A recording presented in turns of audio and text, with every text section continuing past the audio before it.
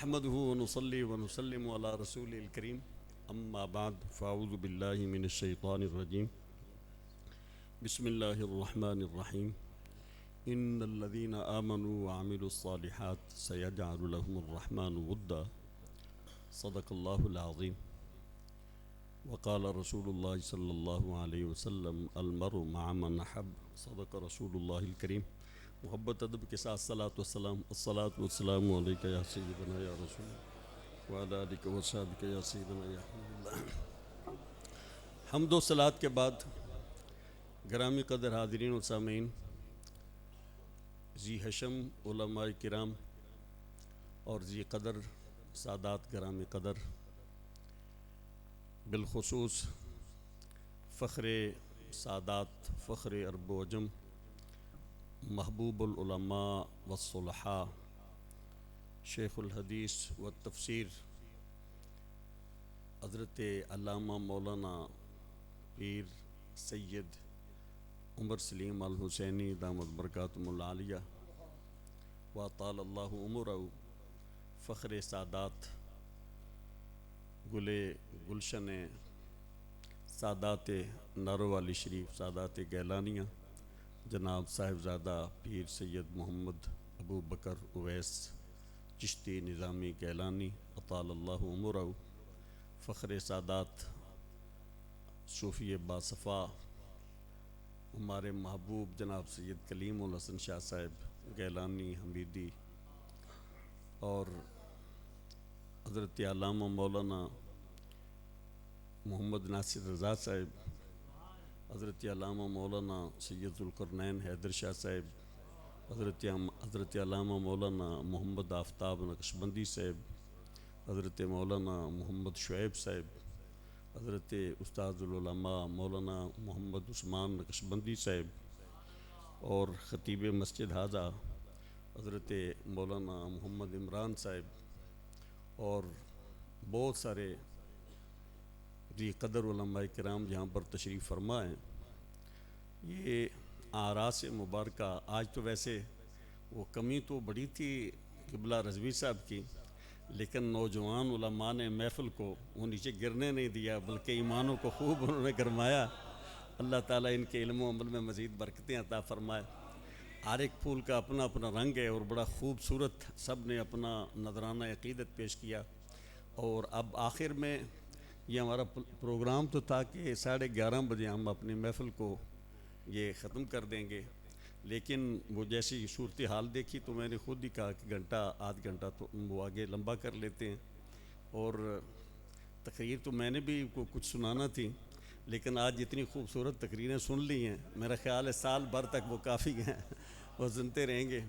شاہ صاحب نے وہ جس طرح یہ گفتگو یہ جاری کی نا، یہ اپنا حضرات خلفائے راشدین رضوان اللہ علیہ مجمعین، ان کی عزت و ناموس کے حوالے سے، اس حوالے سے صاحب عرس حضرت فخر سادات پیر سید ضمیر الحسن شاہ صاحب نور اللہ مرقدہ، اور امیر المجاہدین حضرت علامہ مولانا مفتی خادم حسین رضوی صاحب، یہ دونوں حضرات یہ رفض و خروج کے حوالے سے لوہے کی لاٹھ تھے۔ شاہ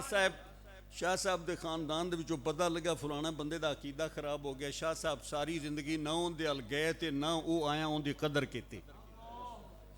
تعلقات شاہ صاحب دے الحب للہ والبغض للہ اون دی زندہ تصویر سن، رافضیاں خارجیاں نال کوئی نرمی نہیں، بھاویں کتنا قریبی ہوئے۔ اور حقیقت ہے یہ ساڑھے حضرت کہنے والے شریف والے حضرت صاحب اتھے انہوں نے کچھ برادری شیعہ ہو گئی، تو ساڑھے حضرت صاحب حضور قبلہ عالم پیر سید نور الحسن شاہ صاحب رافضی شیعہ دے ہاتھ دا ذبیحہ نہیں سی کھاندے، اگر جانور ذبح کردے سی حضرت صاحب نہیں سی کھاندے۔ فرماندے سن جڑے گستاخ نے صحابہ دے انہوں دے متعلق بڑا سخت آپ دا موقف سی، اور یہی اہل سنت و جماعت دا یہی موقف ہے۔ اور شاہ صاحب نے بڑے خوبصورت انداز دے نال اصلاح فرمائی ہے سادات واسطے۔ سادات جڑے نے اس وقت میں تے ویسے بڑے ڈر کے یہ لفظ بولنا، لیکن سید جڑے نا وہ ذرا اس معاملے دے وچ چونکہ آپ بھی سید ہوندے تے دا دردا ہوندے جویں دل نے کہہ لین حقیقت ہے کہ عقیدہ یہ پل صراط ہی ہے، تیز دار، یہ تلوار کی مانند ہے. اور یہ شاہ صاحب نے بڑا یہ بھاری جملہ یہ مجھے ارشاد فرمایا. شاہ جی کی کیا سی ذرا دب کے کیا جی.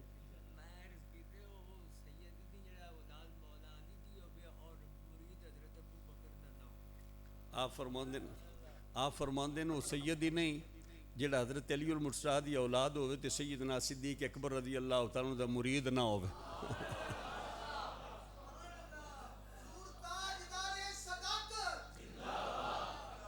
اصل صحیح ویکھی ہے نا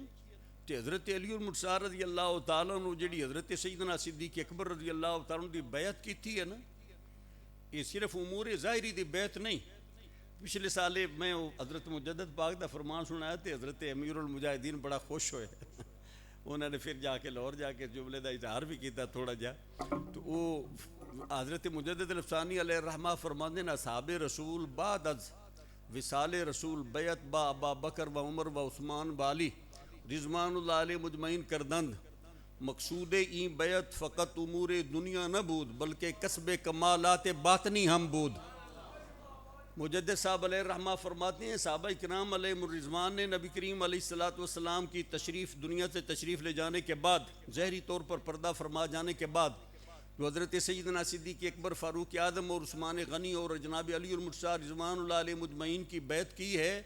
اس سے مراد صرف امور دنیا کی بیعت نہیں تھی بلکہ اس بیعت کے ساتھ وہ کسب کمالات باطنی بھی کیا کرتے تھے. اور حضرت علی المرتضیٰ رضی اللہ تعالیٰ عنہ کے ساتھ جتنے بھی سلسلے جا کر متوسل ہوتے ہیں، سلسلہ قادریہ ہو یا سلسلہ چشتیہ ہو یا سلسلہ یہ سہروردیہ ہو یا سلسلہ یہ رفاعیہ ہو یا سلسلہ شاذلیہ ہو، جب یہ ان کے ساتھ جا کر مجھے متوسل ہوتے ہیں تو حضرت سیدنا علی المرتضیٰ رضی اللہ تعالیٰ عنہ ایک جیسے سیدنا جناب صدیق اکبر کے توسل سے مصطفیٰ کریم سے جا کر واصل ہوتے ہیں. تو یہ بات بالکل یہ بجا ہے. اور حضرت سیدنا صدیق اکبر رضی اللہ تعالیٰ ان کا کوئی سلسلے کا اگر مرید ہو نقش بندی اور وہ یہ سمجھے ہم تو صدیقی ہیں، ہمارا جناب علی المرتضیٰ رضی اللہ تعالیٰ سے ہمارا کیا تعلق، عاشا وکلا، وہ بندہ صدیقی بھی نہیں. جو صدیقی ہوگا صدیقی تب ہوگا جب وہ جناب علی المرتضیٰ کو بھی اپنا پیر مانتا ہوگا.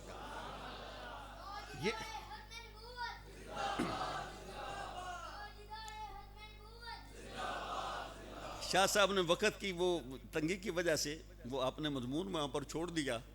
کہ نبی اکرم صلی اللہ تعالیٰ علیہ وسلم نے ارشاد فرمایا کہ انسان کی جہاں سے مٹی ہوتی ہے وہاں پر اس کا مدفن بنتا ہے، اور ہم تینوں کا مدفن ایک ہے، لہذا ہم سارے کے سارے ایک ہی مٹی سے ہیں. آگے نبی کریم علیہ السلام ارشاد فرماتے ہیں، جامع ترمذی میں حدیث ہے، نبی کریم علیہ السلام فرماتے ہیں، حضرت غالب حضرت جابر اس کے راوی ہیں، حضرت انس فرماتے ہیں نبی اکرم صلی اللہ علیہ وسلم نے ارشاد فرمایا، انا اول الناس خروجا اذا بعثوا، قیامت والے دن جب دوسرا سور جب پھونک دیا جائے گا تو نبی کریم علیہ السلام فرماتے ہیں سب سے پہلے اپنی قبر عطر سے میں باہر تشریف لاؤں گا. اب پہلے تو حضور علیہ السلام نے مدفن کی بات کی نا، آگے نبی کریم علیہ السلام فرماتے ہیں سب سے پہلے میں اپنی قبر عطر سے باہر تشریف لاؤں گا.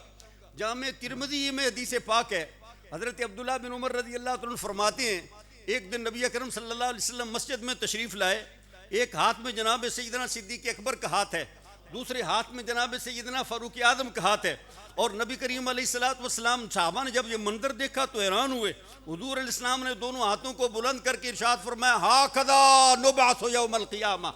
قیامت والے دن اسی طرح تینوں ہم اکٹھے ہی اپنی قبروں سے باہر تشریف فرما ہوں گے. اور حضرت مجدد الفسانی شیخ مسرندی فاروقی علیہ الرحمہ آپ فرماتے ہیں کہ نبی اکرم صلی اللہ تعالیٰ علیہ وسلم کے سارے صحابہ یہ حضور علیہ السلام کے لیے بمنزل ہم سرائے کے ہیں، ایک شہر کے رہنے والے ہیں. جس طرح کہ تم سارے اگوکی کے رہنے والے، یہ تم ایک شہر کے ایک قریہ کے تم سارے رہائشی ہو. تو روحانیات میں حضرت مجدد الفسانی علیہ الرحمہ فرماتے ہیں صحابی کی قبر کسی کی استنبول میں ہو، کسی کی یہ چچینیا میں ہو، کسی کی چین میں ہو، کسی کی پاکستان میں، دنیا میں کہیں بھی ہو، یہ نبی اکرم صلی اللہ تعالیٰ علیہ وسلم کے لیے آج بھی ایسے ہی ہیں جیسے سارے کے سارے ایک شہر کے باسی ہیں. لیکن قربان جائیں شیخین کریمین رضی اللہ تعالیٰ عنہما کے یہ صرف شہر کے رہائشی نہیں بلکہ جس گھر میں مصطفیٰ کریم ہے اسی گھر میں شیخین کریمین،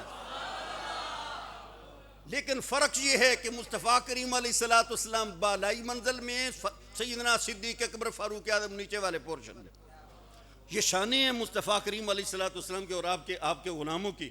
اور ہم بڑے خوش نصیب ہیں کہ اللہ تعالیٰ نے ہم اہل سنت و جماعت کو صحابہ کا ادب بھی عطا فرمایا، اہل بیت کا ادب بھی عطا فرمایا، اور اس وقت تک کسی بندے کو یہ نسبت ولایت نصیب ہی نہیں ہوتی جب تک کسی بندے کا عقیدہ درست نہیں ہوتا۔ یہ جتنے مشائخ کرام کے آپ کے حالات زندگی پڑھ لیں، جب یہ اپنے مشائخ کی بارگاہ میں گئے تو سب سے پہلے انہوں نے ان کے عقیدے کی اصلاح فرمائی۔ یہ تھوڑے کول نا آلو مہار شریف ہے تے وڈے اتھوں دے جڑے سن بانی وہ سن حضرت پیر چنن شاہ صاحب، تے پیر چنن شاہ صاحب نے سنیا رنگ پورے جتھے اج کل قاری نویر صاحب حضرت مولانا محمد حسین پسروڑی صاحب والی مسجد دے وچ امام نے کہ اتھے حضرت ہادی نامدار صاحب تشریف لے آئے چورا شریف دے خلیفہ، تے پیر چنن شاہ صاحب نے سنیا انہوں دے مقامات دے متعلق دے گیا جا کے زیارت کرنا چاہنا، لیکن گھوڑے تے بہن لگیاں ترے ارادے کیتے، کہنے لگے جے تے شیعہ پیر ہویا تے پھر مرید ہوساں، سید ہویا تے پھر مرید ہوواں دا، تے عالم ہویا تے پھر مرید ہوواں دا۔ جس وقت چنن شاہ صاحب رنگ پورے پہنچے تے حضرت ہادی نامدار صاحب علیہ الرحمہ آ فرمان لگے شاہ جی ماں شیعہ نہ ماں تا سنی ہاں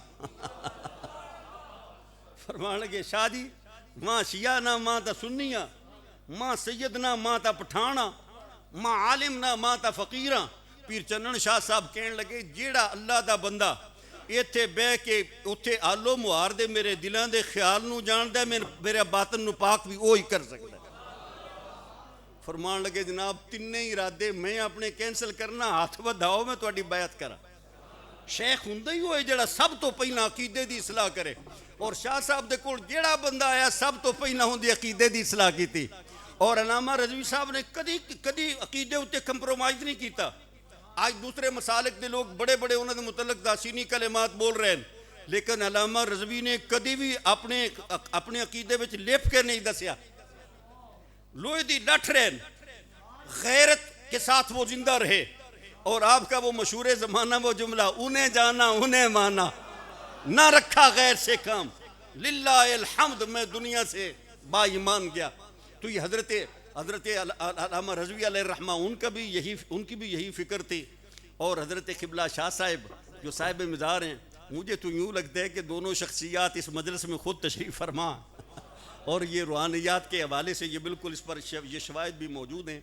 تو یہ تقریر تو ہم نے اصل میں شیخ صاحب ہی سے سننی ہے، اور آپ تو جو کہ بہت ہی خوبصورت اور بہت جامع، وہ جس وقت شیخ صاحب خطاب کریں گے نا تو آپ یہ سمجھیں گے کہ پہلے ہم نے بچوں کی باتیں سنی ہیں۔ شیخ صاحب علم میں اور علمی دنیا میں بالغ النظر اور فحل العلماء، علماء کے سردار، ہیڈ، ایسے فحل ایسے عالم کو کہتے ہیں جس کی ایک توجہ سے علماء کے علم بھی ثمربار ہو جائے،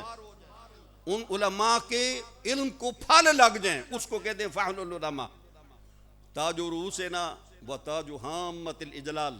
بزرگیوں کے تاج اور ہمارے سروں کے بھی تاج، قرۃ عیوننا، ہماری آنکھوں کی ٹھنڈک اور ہمارے دلوں کا سکون، اور ہماری عزت اور ہمارے وقار،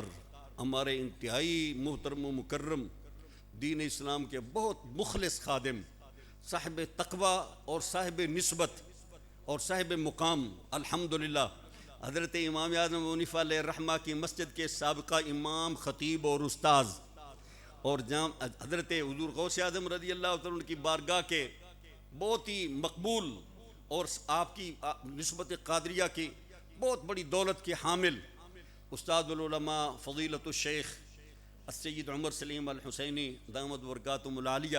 اب آپ اپنے نورانی کلمات سے ہمارے قلوب و اذان کو منور کرتے ہیں اور ہمارے ماحول کو معطر کرتے ہیں۔ الان ويعطر ما حولنا وينور قلوبنا ويسكن آذاننا بخطاب